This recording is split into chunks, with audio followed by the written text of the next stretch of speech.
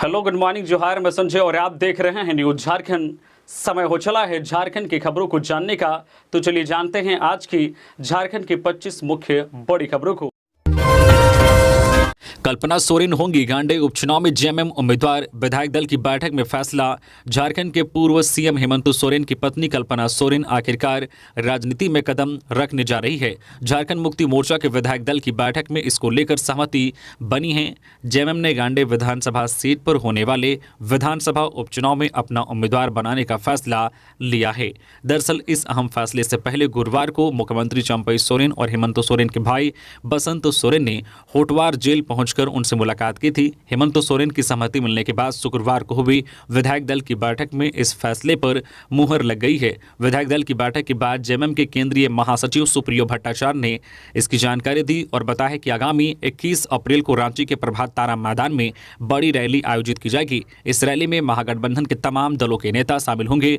उन्होंने कहा कि लोकसभा चुनाव में जीत सुनिश्चित करने के लिए पार्टी के सभी नेताओं को जिम्मेवारी सौंपी गई है। 21 अप्रैल को न्याय उलगुलान रैली करेगा जेएमएम, प्रभात तारा मैदान में जुटेंगे दिग्गज। झारखंड मुक्ति मोर्चा 21 अप्रैल को रांची के प्रभात तारा मैदान में न्याय उलगुलान रैली का आयोजन करेगा। इसमें इंडिया गठबंधन के सभी घटक दलों के नेता शामिल होंगे। इस रैली के जरिए झारखंड में इंडिया गठबंधन झारखंड में लोकसभा चुनाव के अपने अभियान का आधिकारिक आगाज करेगा। शुक्रवार को रांची में झारखंड मुक्ति मोर्चा की बैठक में यह बड़ा फैसला लिया गया। इससे पहले इंडिया गठबंधन के नेता 20 मार्च को मुंबई के शिवाजी पार्क में राहुल गांधी की भारत जोड़ो न्याय यात्रा के समापन समारोह में जुटे थे। उसके बाद दिल्ली में विजय संकल्प महारैली का आयोजन किया गया था। अब रांची में इंडिया गठबंधन के नेता जुटेंगे। रांची के प्रभात तारा मैदान में प्रस्तावित न्याय उलगुलान रैली में कल्पना मुर्मू सोरेन पर भी निगाहें होंगी कि वे इंडिया गठबंधन के तमाम दिग्गज नेताओं की अगवानी किस प्रकार करती है, कैसे वह झारखंड में हेमंत सोरेन की गिरफ्तारी सहित अन्य मुद्दों पर सहयोगी दल के नेताओं को बोलने के लिए तैयार करती हैं। गिरिडीह से लोकसभा चुनाव लड़ेंगे जयराम महतो, पार्टी ने किया ऐलान। लोकसभा चुनाव को लेकर झारखंडी भाषा खतियान संघर्ष समिति जेबीकेएसएस ने गिरिडीह से जयराम महतो को अपना प्रत्याशी बनाया है। इस बाबत समिति की ओर से एक लेटर जारी किया गया है। बता दें कि बीते कई दिनों से यह खबर चल रही थी कि जयराम महतो गिरिडीह से चुनावी मैदान में होंगे। शुक्रवार को इस खबर पर आधिकारिक रूप से मुहर लग गई है। जयराम महतो जेबीकेएसएस के केंद्रीय अध्यक्ष भी हैं। जेबीकेएसएस इस आम चुनाव में कुल 6 सीटों पर अपने उम्मीदवार उतारेगी। बता दें कि जयराम महतो की पार्टी झारखंड लोकतांत्रिक क्रांतिकारी मोर्चा के नाम से निर्वाचन आयोग में रजिस्टर्ड है। गौरतलब है कि गिरिडीह लोकसभा सीट से एनडीए की ओर से चंद्र प्रकाश चौधरी हैं, वहीं महागठबंधन की ओर से मथुरा महतो मैदान में हैं। अब जेबीकेएसएस के चुनाव लड़ने से किसकी लकीर छोटी या बड़ी होगी, यह देखना सबसे दिलचस्प होगा। गौरतलब है कि झारखंड के छोटे बड़े गांव कस्बों में अपनी गाड़ी के बोनट पर खड़े होकर भाषण देने वाले एक युवा नेता को सुनने के लिए लोग दूर दूर से लोग आते हैं। युवा टाइगर के रूप में चर्चित इस छात्र नेता के भाषण में सिर्फ स्थानीय मुद्दे, युवाओं को रोजगार, भाषा और अपने हक अधिकार की बात होती है। झारखंड के 11 जिलों में इस दिन चलेगी लू, जाने कब मिलेगी हीट वेव से राहत। झारखंड के कम से कम 11 जिलों में 7 अप्रैल को लू चलने की आशंका है, इसलिए लोग सावधान और सतर्क रहें। मौसम विभाग ने कहा है कि लू से बचने के लिए लोगों को विशेष सावधानी बरतनी चाहिए।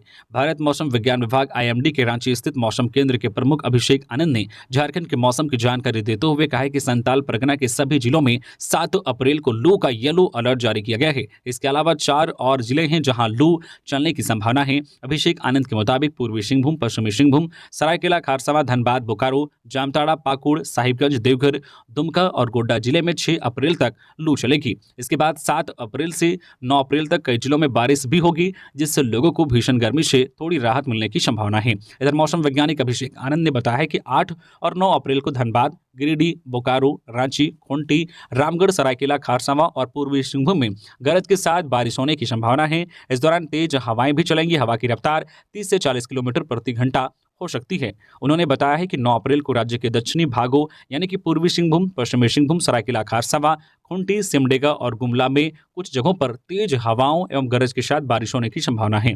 इस दौरान वज्रपात भी हो सकता है, इसलिए लोगों को सावधानी बरतने की जरूरत है। चलती बस में आग, सोते रहे झारखंड के 70 यात्री। पुलिस ने पीछा करके बस रुकवाई, फिर शीशा तोड़कर यात्रियों को निकाला। काशी विश्वनाथ जा रहे थे। वाराणसी में 70 श्रद्धालुओं से भरी बस में आग लग गई। यह हादसा शुक्रवार सुबह 3 बजे हुआ। उस वक्त सभी यात्री सो रहे थे। ड्राइवर आग लगने से बेखौफ था। बस से धुआं उठता देख पुलिस के जवानों ने पीछा करके बस को रुकवाया। खिड़की के शीशे तोड़कर आनन फानन में सभी 17 श्रद्धालुओं को बस से सुरक्षित निकाला। इसके कुछ ही मिनट बाद बस आग के गोले की तरह धू धू कर जलने लगी। देखते ही देखते बस पूरी तरह से जलकर खाक हो गई। केवल लोहे का ढांचा ही बचा। झारखंड के दुमका से सभी लोग काशी विश्वनाथ धाम दर्शन करने जा रहे थे। तभी जो है मंडवाडी थाना क्षेत्र के महेशपुर के पास हाईवे पर बस में आग लग गई।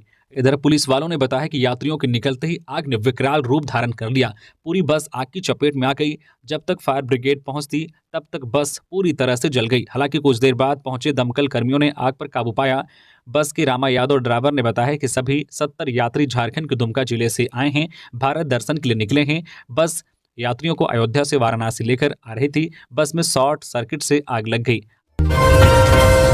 रिकॉर्ड रूम में चोरी, जमीन माफिया की साजिश, दस्तावेजों में हुआ हेर फेर, बंधु तिर्की। बुधवार रात को रांची जिला अभिलेखागार में स्थित लैंड रिकॉर्ड रूम में कथित चोरी को लेकर पूर्व मंत्री और कांग्रेस के बड़े नेता बंधु तिर्की ने कहा है कि झारखंड की जमीन लुटेरों, दलालों, जालसाजों, संबंधित अधिकारियों और कर्मचारियों की मिलीभगत से झारखंड की जमीन लूटने का कारनामा चरम पर है। उन्होंने कहा कि जिस तरीके से रांची के बीचों बीच कचहरी स्थित लैंड रिकॉर्ड रूम में चोरी हुई, यह दर्शाता है कि यह कोई आम चोरी नहीं है, बल्कि ऐसा प्रतीत हो रहा है कि यहाँ ऐसे जमीन दस्तावेजों को गायब करने की चाल है।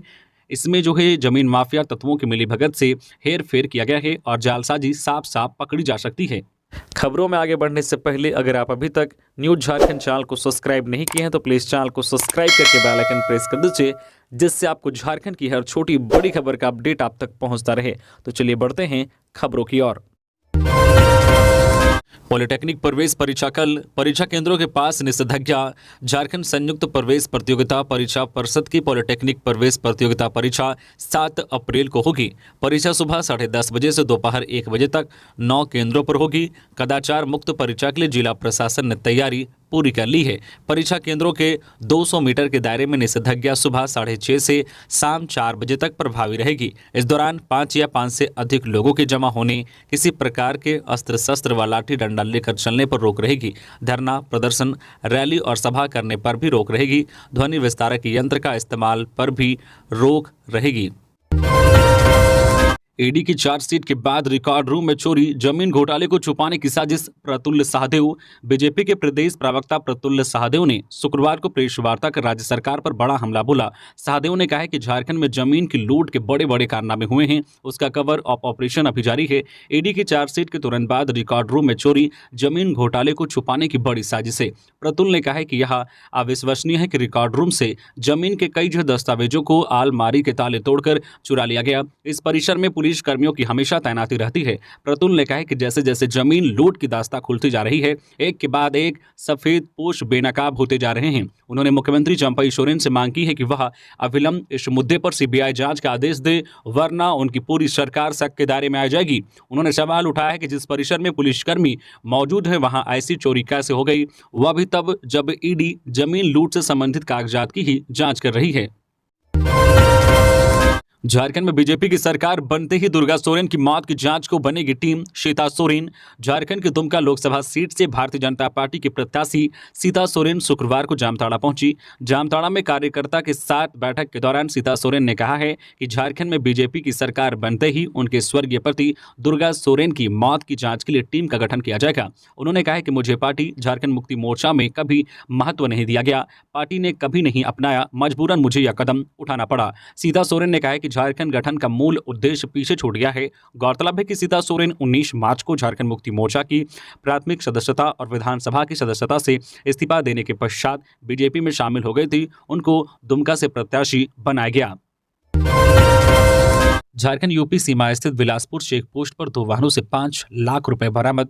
झारखंड यूपी सीमा स्थित बिलासपुर चेक पोस्ट पर 2 वाहनों से गढ़वा पुलिस ने 5 लाख रुपए पुलिस ने बरामद किया है। चेक पोस्ट पर तैनात मजिस्ट्रेट जितेंद्र कुमार और पुलिस टीम ने वाहन चेकिंग के दौरान 2 वाहनों से 5 लाख रुपए बरामद किया है। चुनाव आयोग के निर्देशानुसार पड़ोसी राज्यों की सीमा के चेक पोस्ट पर नियमित वाहन चेकिंग की जा रही है। गाड़ियों की चेकिंग के दौरान बिलासपुर चेक पोस्ट से देर रात 2 गाड़ियों से 5 लाख कैश बरामद किए गए हैं। जानकारी के मुताबिक यूपी के सोनभद्र जिला के रहने वाले कृष्णाजी गुप्ता की थार से 4 लाख रुपए और नगर उंटारी के रहने वाले मंजीत कुमार चौधरी के निशान नामक वाहन से 1 लाख रुपए बरामद किया गया है। कैश से संबंधित वैध दस्तावेज नहीं दिए जाने पर प्राथमिकी दर्ज की जाएगी।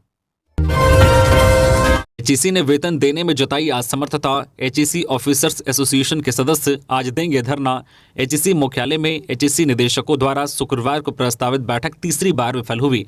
एचईसी ऑफिसर्स एसोसिएशन व एचईसी प्रबंधन के बीच हुई बैठक में निदेशक उत्पादन व निदेशक कार्मिक मौजूद थे। इस बैठक में राउरकेला से आई लगभग 23 करोड़ रुपए से वेतन भुगतान के संबंध में बात हुई, जिसमें जो निदेशकों ने सीएमडी से वार्ता कर पैसा होते हुए भी वेतन देने में असमर्थता जताई, जिससे एचईसी के अधिकारियों में रोष है। उन्होंने निदेशकों को रांची एचईसी मुख्यालय छोड़ देने का आग्रह किया एवं जो है वापस तभी आने की बात कही जब निदेशक एवं एचईसी वेतन देने की स्थिति में हो। साथ ही साथ जितने भी प्लांट हेड एचईसी द्वारा मुहैया कराए हुए सरकारी गाड़ी से आवागमन करते हैं, तत्काल प्रभाव से वो गाड़ियां जो है सेंट्रल ट्रांसपोर्ट में सरेंडर करें। वहीं अधिकारियों ने आंदोलन को उग्र करने की बात कही है। इस कड़ी में शनिवार को एचईसी ऑफिसर्स एसोसिएशन धुरवा गोलचक्कर में धरना प्रदर्शन करेगा। कांग्रेस ने जारी किया चुनावी घोषणा पत्र। महिला आरक्षण, जातिगत जनगणना समेत कई दावे शामिल। लोकसभा चुनाव 2024 का बिगुल बज गया है। इसी सिलसिले में पार्टियां अपना चुनावी घोषणा पत्र जारी कर रही है। कांग्रेस ने भी शुक्रवार को घोषणा पत्र जारी कर दिया है। ताजा जानकारी के मुताबिक कांग्रेस अध्यक्ष मल्लिकार्जुन खड़गे, सोनिया गांधी और राहुल गांधी ने घोषणा पत्र जारी किया। कांग्रेस के घोषणा पत्र के मुताबिक इसमें करीब 10 लाख नौकरियां जो है गरीब परिवार की महिलाओं को 1 लाख रुपए सालाना, जाति जनगणना, एमएसपी को कानूनी मान्यता, मनरेगा मजदूरी को 400 रुपए करने और सरकारी संस्थानों के दुरुपयोग रोकने का ऐलान किया गया है। बिहार में खपाने से पहले 50 लाख की पकड़ी गई अवैध शराब, एक गिरफ्तार। लोकसभा चुनाव को लेकर अवैध शराब की बिक्री तस्करी पर तेजी से कार्रवाई की जा रही है। इसी कड़ी में उत्पाद विभाग द्वारा शुक्रवार को छतरपुर थाना क्षेत्र अंतर्गत NH98 जो है 4 लेन बाईपास स्थित चोकड़ा मोड़ के समीप एक निर्माणाधीन मकान में छापेमारी कर 50 लाख की शराब पकड़ी गई है। सारी शराब को बिहार में खपाने की तैयारी थी। शराब मकान के अलग अलग 4 कमरों में पेटियों में भरी पड़ी थी। 850 पेटी शराब बरामद हुई है। सारी शराब को पिकअप में लोड करके जब्त की गई। इस सिलसिले में मकान सह शराब मालिक मनोज यादव पिता विनोद यादव को गिरफ्तार किया गया है। साप्ताहिक बाजार में लेवी वसूली करने पहुंचे एरिया कमांडर लंबू दस्ते के 3 उग्रवादी गिरफ्तार। खूंटी पुलिस ने लंबू दस्ते के 3 उग्रवादियों को गिरफ्तार किया है। गिरफ्तार उग्रवादी मुरहू थाना क्षेत्र स्थित गुल्लू में लगने वाले साप्ताहिक बाजार में लेवी वसूली के लिए पहुंचे थे। हालांकि पुलिस ने त्वरित कार्रवाई करते हुए तीनों को गिरफ्तार कर लिया। गिरफ्तार उग्रवादियों में मुरहू थाना क्षेत्र के शंकर गोप, अजीत स्वांसी उर्फ मुन्ना स्वांसी और साइको थाना क्षेत्र के सुनील नायक के नाम शामिल हैं। इन तीनों के पास से एक देशी कट्टा, 5 गोली, लेवी के 15,700 रुपए नगद, 6 PLFI का पर्चा, एक जो है पॉकेट डायरी और आधा दर्जन मोबाइल पुलिस ने बरामद किया है। तीनों उग्रवादियों के खिलाफ खूंटी के विभिन्न थानों में 25 मामले दर्ज हैं। सबसे अधिक शंकर गोप पर 16, अजीत स्वांसी पर 8 और सुनील नायक पर 1 मामले दर्ज हैं। लातेहार पुलिस ने नक्सलियों की बड़ी साजिश की नाकाम। जागीर पहाड़ी से सीआरपीएफ ने किया सिलेंडर बम बरामद। बड़ी घटना को अंजाम देने की थी तैयारी। लोकसभा चुनाव के मद्देनजर प्रशासन सतर्क है। सर्च अभियान तेज है। नक्सलियों के खिलाफ जिले में लगातार सर्च अभियान चलाया जा रहा है। इसी अभियान के तहत सीआरपीएफ 214वीं बटालियन को सफलता हाथ लगी है। नक्सलियों द्वारा चुनाव में अराजकता फैलाने तथा सुरक्षा बलों व पुलिस को नुकसान पहुंचाने के उद्देश्य से जंगल में छुपा के रखे एक सिलेंडर बम को बरामद किया गया है। धनबाद के मैथन इलाके में वाहन चेकिंग के दौरान कार से मिले 34,74,000 रुपए। लोकसभा चुनाव की घोषणा होने के साथ ही प्रशासन लगातार चेकिंग अभियान चला रही है। इसी दौरान धनबाद के मैथन इलाके में चेकिंग के दौरान एक कार से पुलिस ने 34,74,000 रुपए बरामद किया है। दरअसल लोकसभा चुनाव को लेकर अंतर्राज्यीय बॉर्डर पर सघन वाहन जांच अभियान चलाया जा रहा था। इसी दौरान पुलिस ने एक कार से भारी मात्रा में कैश बरामद किया है। मामले की गंभीरता को देखते हुए इनकम टैक्स को भी जानकारी दे दी गई है। जिस कार से पैसे बरामद हुए हैं उसमें 2 लोग सवार थे। पुलिस दोनों से पूछताछ कर रही है। फिलहाल जो जानकारी निकलकर सामने आई है, ये दोनों पैसे लेकर दुर्गापुर से हजारीबाग जा रहे थे। इसी दौरान धनबाद के मैथन थाना क्षेत्र स्थित झारखंड पश्चिम बंगाल बॉर्डर पर पुलिस वाहन जांच कर रही थी, जहां गाड़ी संख्या WB40AX6001 में पैसे बरामद किए गए हैं। इतनी भारी मात्रा में कैश लेकर जाने के कारण अब तक साफ नहीं हो पाया है। सिमडेगा में महिला को अज्ञात बदमाशों ने काट डाला, गांव में तनाव। सिमडेगा जिले के टटही टांगर थाना क्षेत्र के सियादोहर गांव की एक महिला की निर्ममता से हत्या कर दी गई है। महिला के घर में घुसकर अज्ञात अपराधियों ने धारदार हथियार से वार कर महिला की हत्या की है। घटना गुरुवार देर रात की बताई जा रही है। मृतक की पहचान किरण कुल्लू के रूप में हुई है। पुलिस मामले की जांच पड़ताल में जुट गई है। शुक्रवार सुबह घटना की जानकारी ग्रामीणों को हुई तो तुरंत ही लोगों ने ठठई टांगर थाना पुलिस को मामले की जानकारी दी। सूचना मिलते ही एसडीपीओ पवन कुमार दलबल के साथ पहुंचे और मामले की छानबीन में जुट गए। ग्रामीणों से पुलिस मामले की पूछताछ कर रही है। हत्या के पीछे की वजह अब तक स्पष्ट नहीं हो सकी है। कयास लगाए जा रहे हैं कि आपसी विवाद में महिला की हत्या हुई है। पुलिस अलग अलग एंगल से मामले की जांच में जुट गई है। भाजपा में जाते ही हेमंत की भाभी ने परिवार के खिलाफ खोल दिया मोर्चा। जेएमएम को दे डाली खुली चुनौती। झामुमो से भाजपा में शामिल होने के बाद बतौर लोकसभा प्रत्याशी पहली बार दुमका पहुंची सीता सोरेन ने झामुमो पर सीधा प्रहार करते हुए कहा कि झामुमो में अब कोई भविष्य नहीं है। झामुमो के कार्यकर्ता हमारे संपर्क में हैं। सीता ने कहा कि झामुमो के मंत्री और नेता सब दलाल हो गए हैं, जेब गर्म करने में लगे हैं। इन्हें झारखंड के विकास से कोई मतलब नहीं है। झारखंड सरकार पूरी तरह से फेल्योर है। राज्य में भ्रष्टाचार हावी है। जमीन की लूट मची है। खनिज व कोयला की तस्करी कर झारखंड को खोखला किया जा रहा है। 24 साल में अब तक जो समग्र विकास नहीं हो सका है। सीता ने कहा है कि वह प्रधानमंत्री नरेंद्र मोदी के कामकाज से प्रभावित होकर भाजपा में शामिल हुई है। कहा है कि मोदी के विचारों से ही समग्र विकास संभव है। भाजपा में नारी शक्ति का सम्मान है। उत्पाद विभाग की छापेमारी। अवैध देसी शराब की भट्टियों को किया नष्ट। अवैध शराब कारोबार से जुड़े 4 फरार। पश्चिमी सिंहभूम में लोकसभा चुनाव को देखते हुए उत्पाद विभाग की टीम द्वारा अवैध शराब के खिलाफ लगातार कार्रवाई की जा रही है। इसी क्रम में जिला उत्पाद बल द्वारा प्रतिनियुक्त दंडाधिकारी और पुलिस बल के सहयोग से टोंटो थाना क्षेत्र के दोकट्टा गांव में छापेमारी की गई और कई अवैध चुलाई भट्टियों को ध्वस्त किया गया। इस दौरान करीब 1500 किलोग्राम जावा महुआ और 50 लीटर जुलाई शराब बरामद किया गया, जिसे नष्ट किया गया। पुलिस के आने की खबर पाकर इस गोरख धंधे से जुड़े 4 लोग फरार हो गए। उत्पाद अधिनियम के तहत मामला दर्ज करते हुए अग्रतर कार्रवाई की जा रही है। इधर लोकसभा चुनाव को लेकर पश्चिमी सिंहभूम जिला प्रशासन के द्वारा अवैध रूप से संचालित शराब भट्टियों पर सख्त कार्रवाई कर रही है। गुरुवार को चक्रधरपुर प्रखंड में भी कार्रवाई करते हुए करीब 10,000 किलोग्राम जावा महुआ को जब्त किया गया था। इस कार्रवाई से शराब माफियाओं में हड़कंप मचा हुआ है। आदिवासियों के धर्मांतरण पर हाईकोर्ट सख्त। केंद्र और राज्य से पूछा, इससे रोकने की क्या है नीति। झारखंड में आदिवासियों के धर्मांतरण को लेकर वहां की हाईकोर्ट ने सख्त रुख अपनाया है। शुक्रवार को अदालत ने इस मुद्दे को लेकर केंद्र सरकार और राज्य सरकार से सवाल किया।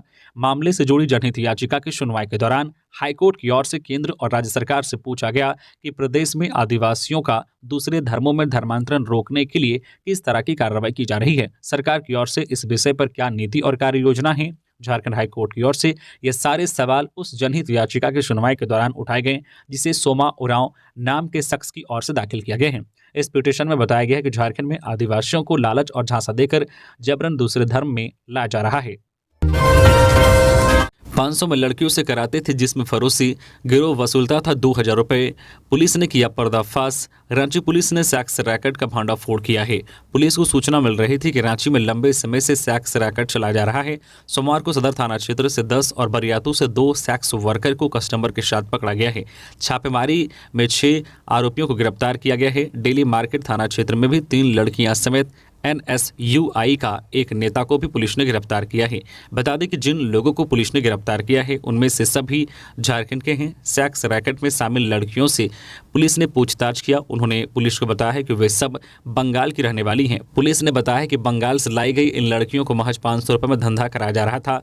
वही दलाल ग्राहकों से 2000 रुपये तक वसूल रहे थे। यही नहीं, सेक्स रैकेट के धंधे में जिन लड़कियों को शामिल किया गया है उन्हें समय पर पैसे भी नहीं दिए जाते थे। रांची पुलिस को गुप्त सूचना मिली थी कि शहर के कई इलाकों में सेक्स रैकेट चला जा रहा है। इस पर पुलिस की टीम का गठन कर रांची के विभिन्न इलाकों के होटलों में छापा मारा गया। इस दौरान सेक्स रैकेट में संलिप्त कई लोगों को पकड़ा गया है। पकड़े गए लोगों में महिला पुरुष दोनों शामिल थे।